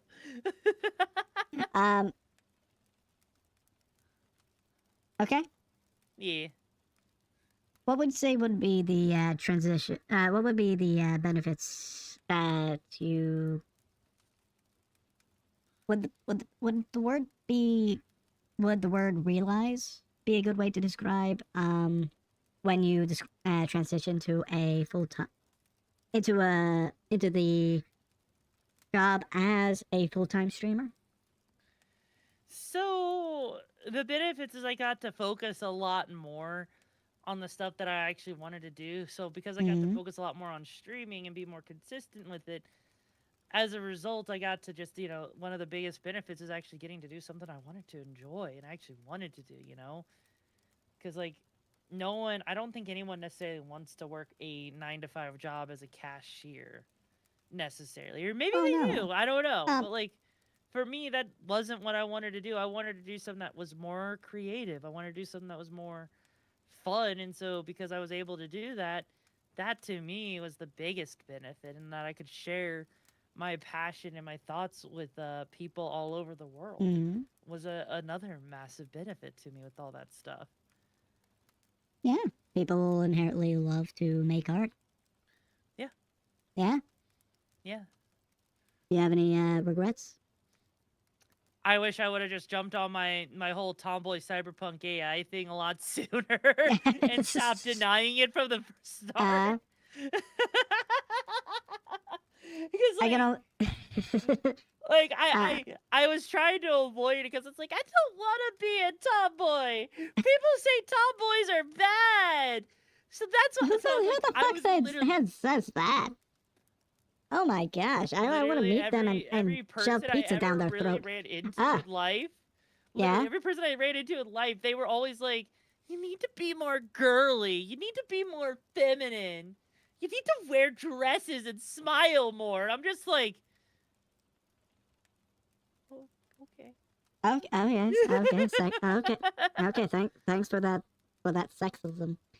Um. And so as a result, I was so scared of being a tomboy because the other problem with tomboy is like, especially with the stigma against VTubers, a lot of people think will make the comment like, "Oh, I'm sure it's just some dude playing a fucking, being an anime girl online or some shit." So it's like I've even had to explain in my own streams actually what a tomboy actually is, because a lot of people don't actually know what a tomboy actually is. And actually, Oh. Nas, one of my mods, actually can even back me up on this because they've seen it in my chats before, where it's absolutely just, it's insane to think about the fact that people really just don't know what a tomboy is. That's and weird. That is. and so a That is lot of people, weird. yeah, no, like a lot of people are like, wait, what is a tomboy? Are you a boy? And sometimes I'll just sit there because I've done a lot of vocal training for stuff. Sometimes if I really feel like being evil, I'll be like, "Yeah, I am a boy. What's your point? You wanted to, you thought you were getting a girl? No." Like, Well, I'll I'm just aroused. I literally have such a wide range when it comes to my vocal range because I learned how to do both of those things. Nice. Yeah. Well, what do you, good Yumi, hope to see in this line of work? Honestly, I hope in this line of work to at some point be able to tell the story that I've been working on in the background. I want to be able to Mm, hopefully one day have it turn into like an anime, actually, because I just think that would be fucking cool to have an anime. that is always the fantasy. That Um, is always the fantasy, yeah. and I mean, like the story's there. The story is there for an anime. There was actually a draft of the first chapter of a manga before the artist went and touched grass. And so as a result, that the artwork never actually got fully finished, but it was looking really good. It was looking so good. At least there's visual concepts. Yeah. I'm betting you have that somewhere on a hard drive. Oh, That isn't broken. oh Hopefully not yeah. broken. Yeah. I Huh? miss that artist. Uh, I miss that mod. They were also okay. one of my moderators back then, and it was like, I miss that. Actually, Mm-hmm. like I miss it so goddamn much. Um, actually, like I could give me a second here because I could actually show. Um, this was one of the panels. I'm sending it to you in DMs. Oh, This is one of the panels for the comic that was a rough draft. Oh. Yee.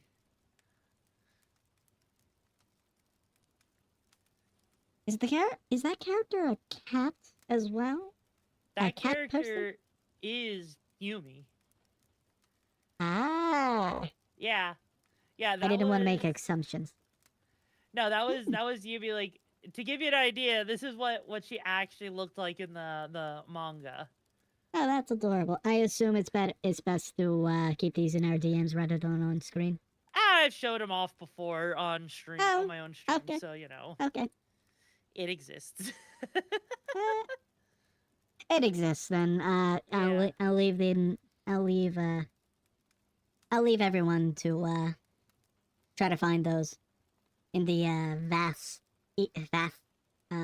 internet or interwebs. But yeah.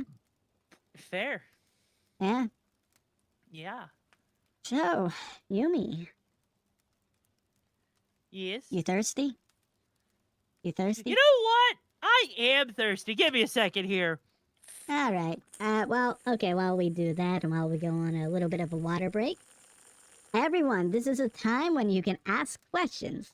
And our interviewee will be, well, answering Freshly them. wet on the inside. Yumi, we're always wet on the inside. We're We just are? more wet. Yeah. It's just that what you did was just making yourself wetter. Well, hey, if you know, I mean, you're not making me wet, so I had to do it myself. Oh, I shall disappear in shame right now.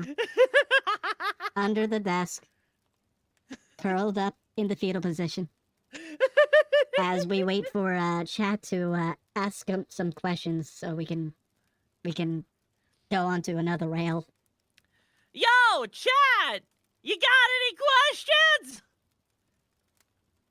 I'll give you a free nuggie if you do.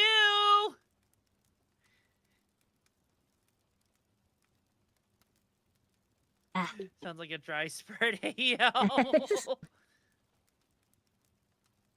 All right. My train. I'm even forgetting the name. Fair. Train of thought. Thought train. Whatever. What sauce? I got the Szechuan sauce for the nuggies. Does McDonald's even sell like bottles of that, or No, that McDonald's doesn't, but I got other places to get Szechuan sauce from. Oh, you mean the better places to get? Yeah, the I got the better places for it. So I got the Szechuan sauce, Sonic Wind. Actually, how familiar are you with like Korean food? Decently familiar. Okay. Are you familiar with? I think it's called firecracker chicken, or fire chicken. Oh yes. I'm pretty sure every person that's a white person is familiar with firecracker chicken. Oh. Okay. I mean, I'm sorry. It's like one of the most... I feel. I felt special for knowing that. But okay. I mean, like, I feel like that was obscure dish. It's not obscure. Like, people like no, maybe the army-based stew, maybe Korean barbecue, but I felt special knowing that firecracker chicken was firecracker chickens with like rice dumplings or whatever they're called, or rice cakes. But something that firecracker is so... it was so special. It's so common. It's like common knowledge. It's okay. So essentially, it's the butter chicken of Korean food when it comes down to the white. Yeah. Yeah. Yeah. You know, if you're gonna go with something that more people would not really think of, try going with something like a, ginseng chicken soup if you really wanted to go with something. Or okay, actually, I know that one. Yeah. You could go with if you really wanted to be obscure, I mean, sure, you could get these in supermarkets, but most people don't know it's a Korean dish, kimchi. That's another thing. Oh, I mean, I would expect people to know it would be Korean. Or and I'm gonna butcher this. Jajun judging myeon. Yeah, I'm not familiar with that. It's basically noodles with raw cucumbers and a soybean Oh. paste with pork and veggies. Oh, that sounds Yeah. noodles like cold. It's a cold dish. No, it's a hot dish because the pork has to be cooked. Oh yeah. I know. But I'm just wondering if it's served cold or hot. No, Because it's usually served hot, typically. But like that's kind of the whole thing is there is a lot of dishes that actually are more obscure. But like the whole thing with the firecracker chicken is if you say anything with chicken in the name, it's like freaking going to freaking Panda Express and getting yourself freaking orange chicken, you know? Everyone in okay. America knows what like orange chicken is or what General Tso's chicken or Show's chicken is, you know? It's one of those like, really common Korean dishes that's like a safe bet for Americans. Mm. Yeah. Didn't know that. But then again, I don't visit a lot of Korean restaurants. It's mostly pan Asian restaurants I've tended to. Yeah, that makes sense. That's Yeah. fair. Well, Hey, chat, any other questions for me? Come on. My bussy is willing for all the answers. Do those goggles come down? Sadly, I don't have them toggleable to come down. I've thought about it. I've actually genuinely thought about making that like something that could be done. I look forward to the day it does. I mean, it would involve me creating an animation and then importing it into freaking Unity after doing it in Blender. Maybe. So, I mean, it could be done. What's your opinion on wrenches? On wrenches? Yeah, wrenches. And if you'd wield one as part of your design. I don't know if I would ever wield one intentionally as part of my design. But they are very useful for fixing things. Very good for threatening people. But if I'm going to threaten anyone, I'm going to threaten them with a rusty spoon. Because if there's one thing I've been taught, if you want to make a man squirm, threaten to scoop their testicles out with a rusty spoon.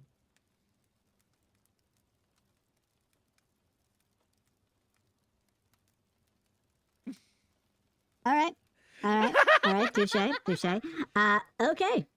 So, if anyone wants to ask questions, as we pretty much wrap this stream up, do so. We'll probably get around to it. But yeah.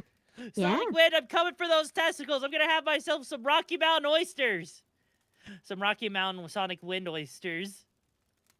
I want that delicious tetanus in my mouth. Would you have those? No, I with wouldn't. With the buffalo sauce? No, I wouldn't. What's my favorite? She has a nugget, yes. As a Pennsylvanian, I would probably have that or eat it or at least try it because we have something called scrapple, which is a meat pudding gifted to us by the Amish. Something seems Amish about that.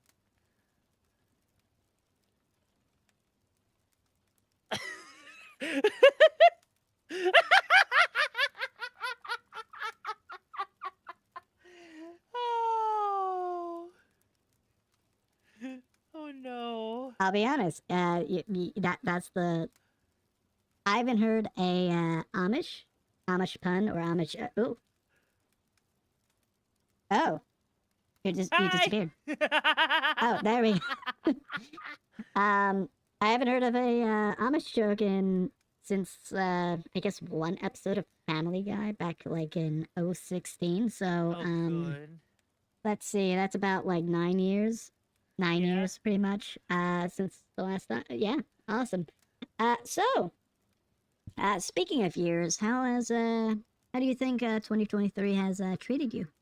The first half? absolutely god awful. The second half, fucking fantastic. Some might say it was fucking mint. But Finishing off strong then? oh yeah, finishing off strong. Like as cringe as it is for me to actually reference pop culture type of stuff, I can describe the first half of 2021 in a single word, or 2023, I should say. Sheesh! That's the first half. The second half is, it's freaking a. Oh, da da da da da da da da da da da da da da da da da.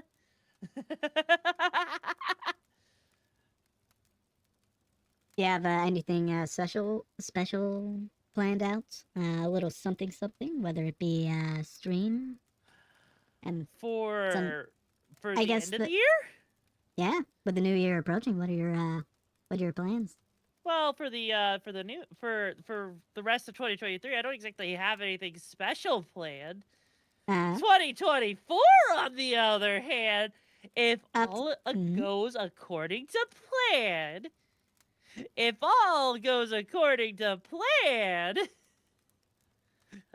I say this with the utmost, I hope it goes to plan. Hopefully, people will be seeing something in something big in 2024. I hope. Those are those are pretty big, if I say so. Yeah. Yeah.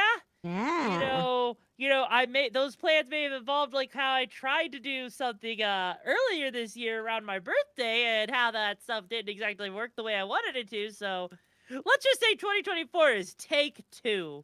I am also I will say one of the plans I do have, and I'm still working on it because I don't exactly know how to do it correctly, is I am planning starting like January 1st, once I actually have a good plan of attack, to try and do a partner push, because I want to actually hit Twitch partner by at least springtime. That's something I'm actually going to want to really push hard for.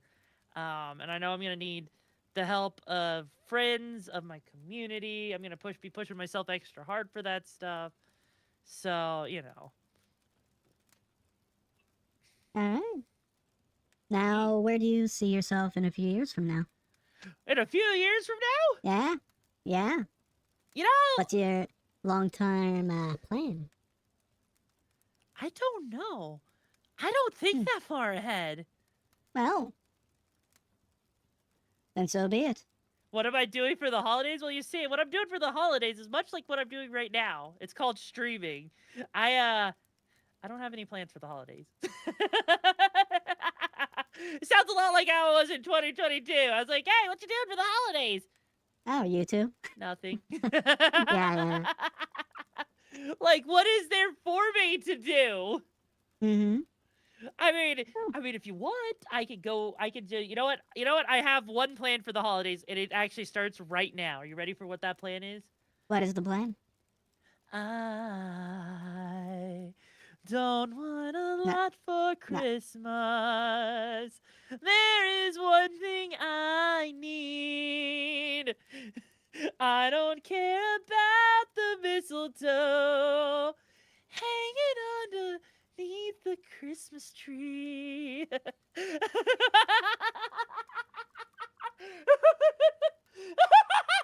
I like that song actually. It's actually nice, especially when it's tied to a lot of pipe noises.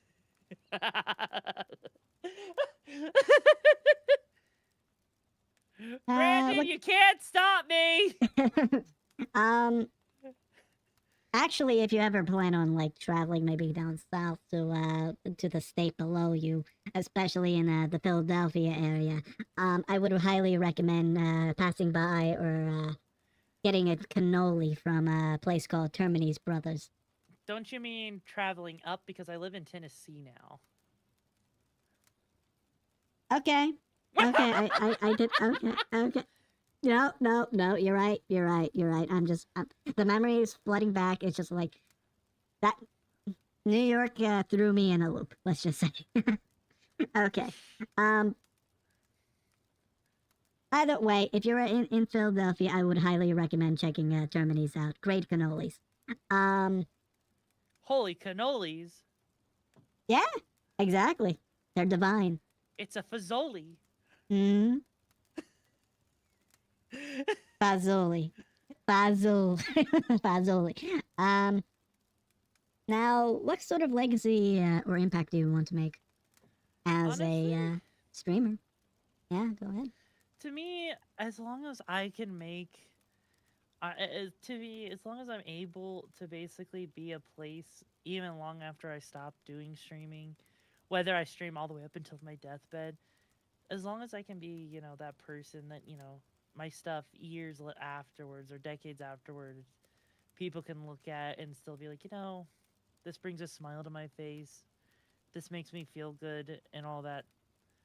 That's the kind of legacy that I want to leave. Is just that I'm able to do something and show people that it's possible to have a better life, to find fun in the things that you do and that you can truly be passionate about stuff, because we live our life working so hard,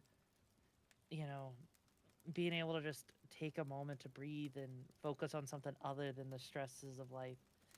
That's something I want to be able to, provide to people and show that they can actually do that.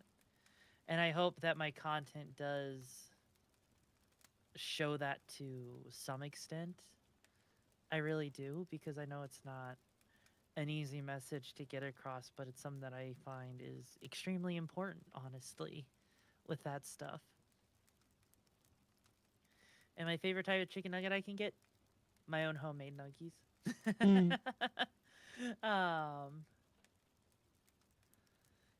How you doing right now?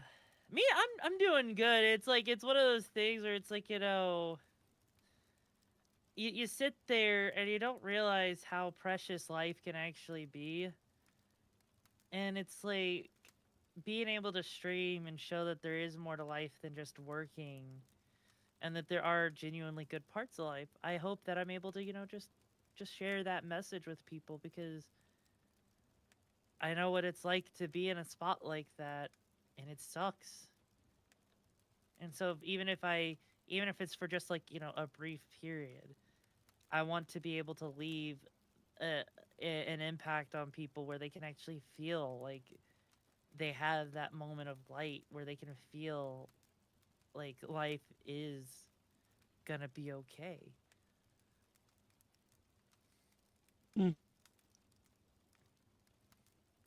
Probably the first time people have actually heard me get that quiet and that sentimental. Holy shit!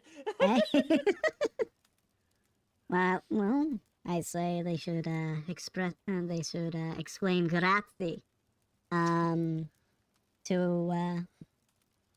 seeing you in such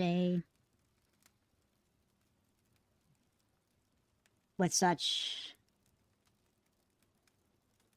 wholesomeness. It's the only time they'll ever see it too. And how exclusive. Well, considering I don't think there's a way to clip on YouTube, there's no way they're gonna clip me being wholesome like that. So, we're good. That's how exclusive it is. They can definitely download the stream though. All right, everyone. What should you get? You see, if you're going out to get food, what you should get is you should get yourself some pasta, get yourself some Alfredo sauce, get yourself some nuggies. Put them all together into a meal, add a little bit of Tabasco sauce. You'll thank me later. I'd recommend a red sauce over a white sauce. Okay. Well, no. I'm saying white sauce because, it actually tastes really good. And, hey, then you can take a picture and everyone will know how much cummy you've had. Okay. Touche. All right, everyone. That should conclude our interview. If you desire to check our guest Yumi out, links to her socials are down in the description below. Be sure to like, comment, subscribe, whatever you want to do with her. Yeah, I suppose that's it. Yumi, do you want to send us off? All right, everyone, just remember to please keep all hands, arms, and feet inside the vehicle as you get yeeted out of the stream. And remember, if you get yeeted out, I may or may not have bitten onto someone's dick, and you may need to come pick that head up later for surgery. So, enjoy! Good night, everybody! Help. Wait, so, I hope, oh dear.